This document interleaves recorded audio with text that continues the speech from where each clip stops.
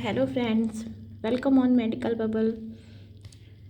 आज हम लोग अष्टांग हृदय के सूत्र स्थान के दिनचर्या नामक अध्याय के बारे में वर्णन करेंगे। द्वितीय अध्याय है यह दिनचर्या। दिनचर्या मतलब कुछ भी नहीं, डेली रूटीन की बात की जा रही है यहाँ पे। अर्थात हम जब सुबह में उठते हैं तो ब्रह्म मुहूर्त में उठने से लेके रात्रि में सोने तक का जो हमारा डेली का रूटीन होता है, हमारे स्वास्थ्य को देखते हुए, वही दिनचर्या है। और दिनचर्या पढ़ना हमारे लिए क्यों ज़रूरी है, पहला क्वेश्चन तो ये आता है। तो जो आयुर्वेद का प्रयोजन है स्वस्थस्य स्वास्थ्य रक्षणम आतुरस्य विकार प्रशमनम च, तो जो आयुर्वेद का पहला प्रयोजन है स्वस्थस्य स्वास्थ्य रक्षणम, अर्थात स्वस्थ व्यक्ति के स्वास्थ्य की रक्षा करना। तो हम स्वस्थ व्यक्ति के स्वास्थ्य की रक्षा कैसे करेंगे, इसके बारे में आचार्य वाग्भट ने दिनचर्या, ऋतुचर्या, इन सब चैप्टर्स में इसके बारे में बताया है कि कैसे हम रहेंगे, अपना दिनचर्या कैसे करेंगे। तो वैसे तो देखा जाए तो दिनचर्या ऋतुचर्या दोनों का ही इसमें वर्णन हो जाएगा, लेकिन अभी दिनचर्या के बारे में देखते हैं, एक एक करके हम पढ़ेंगे पूरा। पहले दिनचर्या की निरुक्ति देखते हैं, क्या है। दिनचर्या की निरुक्ति है, दिने दिने चर्या दिनचर्या। दिने दिने, दिने दिने मतलब डेली, प्रतिदिन की बात की जाइए। चर्या मतलब कि रूटीन, जो आपका डेली का रूटीन होता है उसी को दिनचर्या कहते हैं। डेली रूटीन, दिनचर्या की इंग्लिश वही होती है। तो ये दिनचर्या की निरुक्ति हो गई, या दिनस्य चर्या इति दिनचर्या, ये हो गई निरुक्ति इसकी।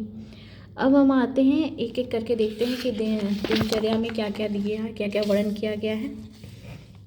पहला है दिनचर्या में ब्रह्म मुहूर्त में जगना। अब ये बता रहे हैं कि ब्रह्म मुहूर्त में हमें उठना चाहिए, मतलब कि स्वस्थ व्यक्ति को यदि अपने आयु की रक्षा करना है तो उसको ब्रह्म मुहूर्त में उठना जरूरी होता है। अब हम ये दिनचर्या का पालन क्यों करते हैं कि जो हमारी शारीरिक या मानसिक जितने भी रोग होते हैं, यदि हम दिनचर्या के अनुसार जो आचार्य वाग्भट ने बोला है वैसे हम यदि उसका पालन करते हैं तो हमें कोई भी रोग इतनी आसानी से नहीं होगा, इसलिए इसका पालन करना बहुत ज़रूरी होता है। तो पहला है कि ब्रह्म मुहूर्त में जगना, ब्रह्म मुहूर्त में उठना चाहिए।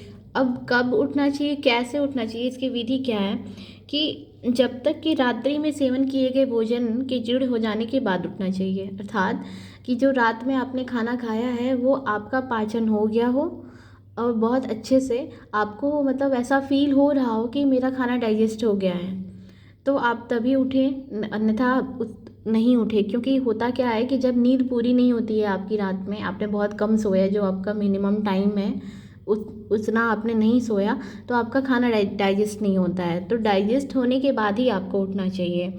फिर उसके बाद शारीरिक चिंता को भगवान का स्मरण करते हुए त्याग कर देना चाहिए जब ब्रह्म मुहूर्त में हम उठते हैं तो।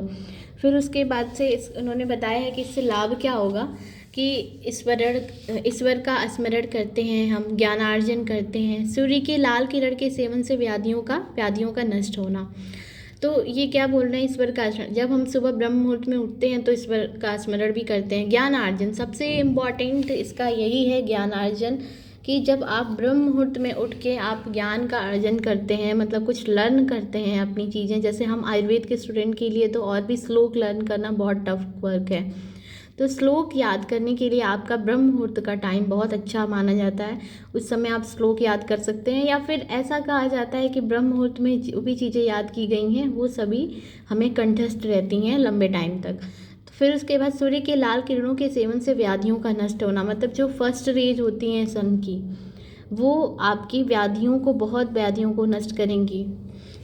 ये हो गया आपका पहला। फिर उसके बाद दूसरा क्या है, मलोत्सर्ग गुद प्रक्षालन, मतलब कि मलमूत्र का त्याग करना। अब ये मलमूत्र का त्याग करना, इन्होंने इसकी विधि कैसे बताई है कि दिन में उत्तर की दिशा में और रात्रि में दक्षिण दिशा में मुख करके आते हुए वेग का त्याग करना चाहिए। मतलब कि आपका जो भी वेग है उसका त्याग करना चाहिए। कैसे करना चाहिए कि दिन में उत्तर की दिशा में करना चाहिए और रात्रि में दक्षिण दिशा में। फिर उसके बाद ये बता रहे हैं कि आते हुए वेग का त्याग करना चाहिए। इसमें इम्पॉर्टेंट चीज़ क्या है कि हमें कभी भी परिश्रम करके, मतलब ज़बरदस्ती नहीं करना चाहिए। जो वेग आपके पुनः स्वतः आ रहे हैं उन्हीं वेगों का त्याग करना चाहिए, उसके साथ हमें कोई ज़बरदस्ती करने की ज़रूरत नहीं है। फिर इससे लाभ क्या बता रहे हैं कि दुर्गंध का नष्ट होना, कोष्ठ की शुद्धि होना। कोष्ठ की शुद्धि होना, कोष्ठ आप लोग रचना सारिणी में पढ़ेंगे कि कोष्ठ क्या होता है। कोष्ठ मतलब कि आपका जहाँ पे मलमूत्र इकट्ठा हो रहा है उसकी बात कर रहे हैं कि वो उसकी शुद्धि हो जाता है, दुर्गंध नष्ट होता है इस मलमूत्र के त्याग करने के बाद।